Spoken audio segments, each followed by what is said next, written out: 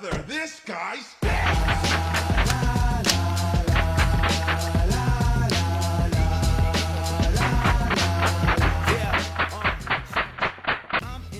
Entry team to talk. The FRT has arrived. Welcome, gentlemen. Today, we're talking about the Atrius Development Group Super Selektor 3-position force reset safety. Let's get right into it. So, the past 2 videos that I've talked about FA things have been age restricted by YouTube and have gotten 0 views, so I'm going to avoid those words, but everybody from the intro knows what I'm talking about. So, super fast, super semi, you know, all those things. I'm not even going to say the first or the second word because I don't want this video to get age restricted and I want this video to get views. So, viewers of the channel might recognize the Mark 18 build. We now have a PEC on there, so it's getting there. I have put the Super Selektor into the Mark 18, and it rips. If you're in the gun sphere, on the gun tube, you know what a force reset trigger is, you know what a force reset safety is, but for those of us who aren't in the know, I'll give you a little breakdown. Forced reset triggers, and in this case, a forced reset safety, force the reset on the trigger. This is still semi. Every time you pull the trigger, one function of the trigger, one bullet. When the gun cycles, the trigger is then pressed forward, allowing you to pull the trigger very fast a second time. There are now several different manufacturers manufacturing FRTs. The cool thing about the Super Selektor itself is that it's just a safety. It's not a trigger. You don't have to knock out trigger pins. You just install the safety, which I think is probably the best evolution of this. It works with most triggers from the research that I've done. The only personal experience I have is with the Mil-spec trigger that is in the Daniel Defense, which is a higher end Mil-spec trigger, I guess. I would like to break it open and show you kind of how it works, but YouTube also isn't going to allow that. So I will just explain to you how it works from the outside. Alright, there is a little trip bar dongle that is connected to the safety. It, in regular semi mode, it lays flat, doesn't interfere with anything at all. When put into the 3rd position, the forced reset mode, a cam in the safety pushes the dongle over, and then it pops up. When the bolt closes, the back of the bolt trips the sear for all intents and purposes, which knocks forward the trigger, resetting it, forcing the reset, allowing you to pull the trigger fast again, and then cycling the gun. So I'll put in a little bit of slow-mo here. Try to get some. It's tough. I just shoot on an iPhone, so you might be able to see how the trigger is resetting every time. If not, there's plenty of videos out there of that by better YouTubers than I. POV, you're the first person I see on Valley of the Dolls. A word on legality. Upon their first introduction, the ATF decided to overstep their authority and say that FRTs are essentially manufacturing a machine gun, and thus against the law. They forced manufacturers, or tried to force manufacturers, to give up customer lists and went after people that own them. Fast forward, that was a couple years ago now. I believe it's Rare Breed won a lawsuit with the ATF, and FRTs are now legal as it stands. As of the filming of this video, they are legal. I bought mine legally, ordered it off the internet, and it shipped to my door. Cost-wise, can't talk about dollar amounts on YouTube either, so as far as it stands, the Super Selektor is the more economic option, or most economic option, besides the Super Safety, which you could 3D print at home. That being said, I wanted the form factor of a 3-position safety. There's kind of nothing cooler than flipping into the 3rd position. I wish it was ambi, obviously, because I'm disabled. Oh, snot all over me. Gross. The Super Selektor, when they're in stock, when you can find them, I got on a wait list and waited a little bit and then pre-ordered one essentially, which I don't necessarily recommend. But anyway, they're 2 bones, whereas other FRTs are 4 to 7 bones. So, pretty economic option. We'll talk about reliability and other things in a second. But before that, a word from our sponsor. For real this time. Very excited, fellas. Pretty cool partnership. Well, boys, we did it. And by it, I mean I am now partnered with SourBoys Sour Candy. A squire, if you will. I just got back from a trip to California, so I will be unboxing this for the first time. See what is in here. It's supposed to be unreleased flavors, although I am opening it a bit late because of the aforementioned trip. But, pretty sick. We got some Lil Guys mango passion fruit. Sweet. These are the little bite-sized ones.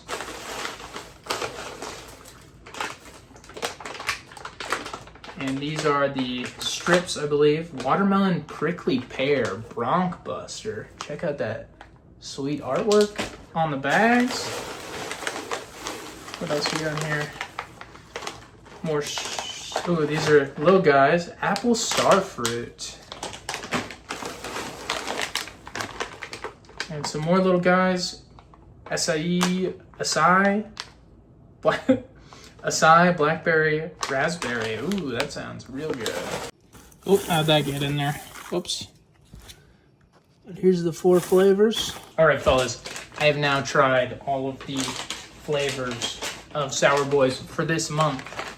First place, the acai, blackberry, raspberry, Lil Guys. Very, very good. Second place, the mango passion fruit Lil Guys. Now, if you've ever gone into a Bath and Body Works or something similar, and you're like, oh man, it smells so good in here. I wish I could eat that bar. So that's what this tastes like in the best way. All these flavors are really good, guys. Special thanks to SourBoys for partnering with me. Feels like a big step forward. They didn't give me any money. They just sent me free candy, which is sick. I actually, every time I go out to shoot, go out to the range, I stop by the town pump and I pick up a bag of sour candy. So now that I got that covered, pretty much got it made, fellas. So check them out. Link in the description below. Thanks. Reliability, functionality, long-term use. Now, I'm not going to give you what you want here because I don't have a whole lot of rounds through this. I've got 300 rounds through it, maybe. It's worked perfectly fine there. It was a little weird getting it to chug along at first, just because the force reset sensation is different, but it's also very easy. It took one time trying it out, and then I had the hang of it more or less. There have been other people with different experiences than I, or experiences that I'm yet to have, where the trip bar breaks. I've heard some stuff about the bar being cast and not machined. Obviously, that makes it have worse material properties, being subject to breaking. Mine hasn't broken yet. You know, it's a couple $100 is a good amount of money to spend on a wear part, but, you know, suppressors are often $1,000 plus, and their wear part as well, but they last obviously way longer than some of these have lasted. Maybe I'll do an update in the future as to how well it's stood up. Today we had 2 different uppers out here in the same lower, obviously, but I had 2 uppers out here today. This is a 14.5 pinned and welded Aero M4 E1 upper. I don't have a video on this, but I mean, you guys probably don't want a video on an Aero build. And then obviously the Daniel Defense Mark 18 upper. I do have a video on this. Check it out if you're interested. Functionality wise, in terms of both of these, didn't have a single issue in either upper. They both ran like sewing machines and it was sick. Let's talk about why. Why would you, as a law-abiding citizen that likes to shoot guns on occasion, want an FRT? Number one, they're fun. It's so much fun to ride the lightning, as they say. My first couple experiences with it blew my mind. It doesn't get old for me so far. I love it. Number two, because we should be able to.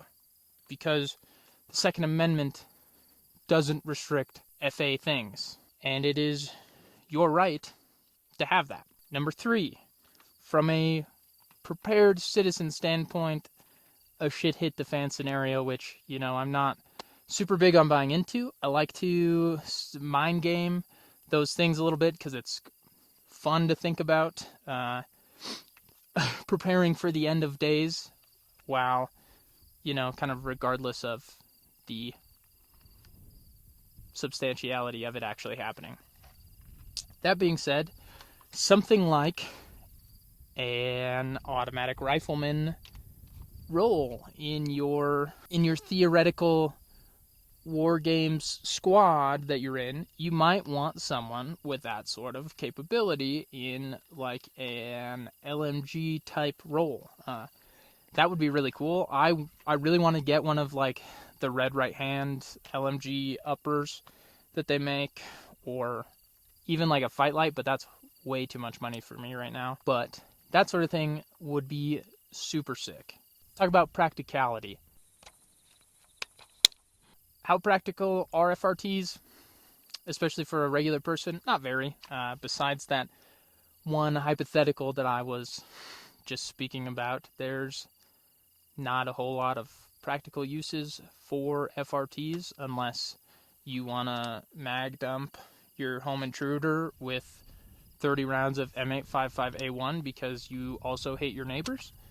There's not really a whole lot of practicality behind it. I do think it's more practical than a bump stock or something like that because you can get, depending on your skill level and experience, a lot more accurate fire out of it and, you know, get a lot more rounds on target, but that's neither here nor there, I suppose. All right, fellas, we're just going to do a couple quick drills, I guess you could call them, to see how controllable it is. I've got 6 rounds loaded in 2 magazines, so it's sort of like a build drill. We'll kind of see what we can do here. We're about 7 yards.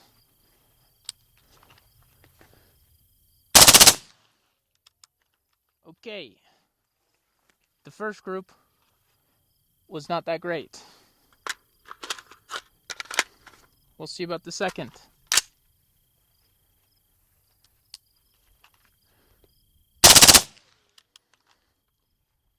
Second one was quite a bit better. Alright, so the first group had like 2 in the A zone and then these 4 outside. And the second group was all in the A zone here. So 7 yards, not crazy controllable, but I'm not super experienced in shooting FA guns. So final thoughts on the Artrius Super Selektor and FRTs in general. Atrius wise, really love the drop-in nature of it just being a safety. Really love the 3-position part of it. We will see about the long-term ruggedness and reliability of it. But so far, absolutely thrilled with it. Very happy I got one. FRTs in general, I think they're sick. I would like one in all of my guns. I will be doing future videos on putting them in like my MPX, my MCX stuff. Would really be cool to have a forced reset 300 blackout MCX and the 9mm MPX. Really, any forced reset in any of my guns, I really look forward to doing that. That being said, the amount of fun proportional to the amount of cost in terms of the initial cost of the forced reset trigger or safety, as far as this one goes, not that bad. Worth it. About the same price as anything else that you would be putting on a gun besides a plastic grip. But in terms of mag dumping all the time, you know, I had to go to the store and buy a whole bunch of ammo for this video today just because I knew I was just going to get a whole bunch of footage of me mag dumping into the berm. So, you know, it's definitely a lot more cost effective to stick with the semi-auto stuff, you know, but that's a you thing. I think, you know, it's pretty easy when you have an FRT in a gun, like when you're done at the end of the day, or like just, I've got 5 to 10 rounds left in my magazine, burp into the berm, you know, that is what it is. So definitely something to think about. Like, you're just going to be more inclined to do those types of things. Overall, I think it is a big win for the gun community. Obviously, for the responsible, law-abiding gun community, I don't really think people that are going to commit crimes with guns are really affected by the laws around the guns all that much. But I do think in terms of our civil rights as a people, it's a big step forward for gun rights stuff. It's really cool to be able to have this capability regardless of how useful it is. And that's kind of where I stand on that. So, well, fellas, thanks for watching. It means a lot. Big thanks to SourBoys for the partnership. So stoked on that. So stoked on that. Feels like a big step forward. If you like the video, please like the video, comment, and subscribe. I'll see you in the next one. Mwah!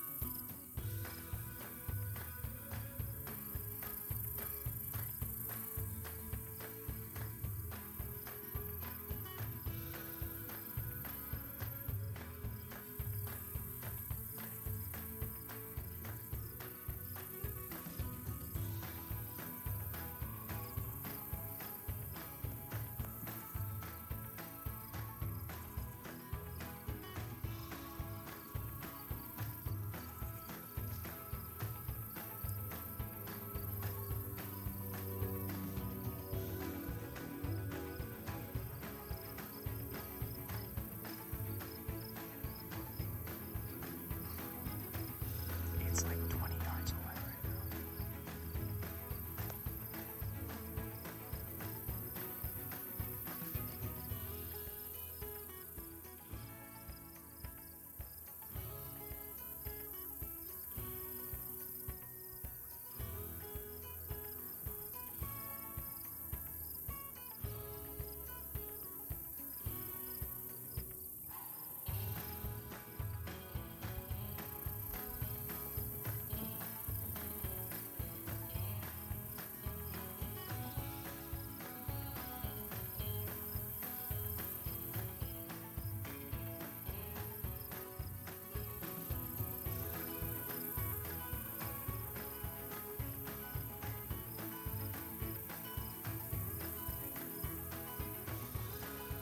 Holy smokes, guys. I don't know if you can really tell from the video, but that deer got like 15 yards away from me. If I had a bow, I definitely could have made that shot. That was awesome. That was super cool. First time I've ever seen a deer in this shooting spot, too. That was awesome. I'm stoked on that, honestly. That was sick. God is good.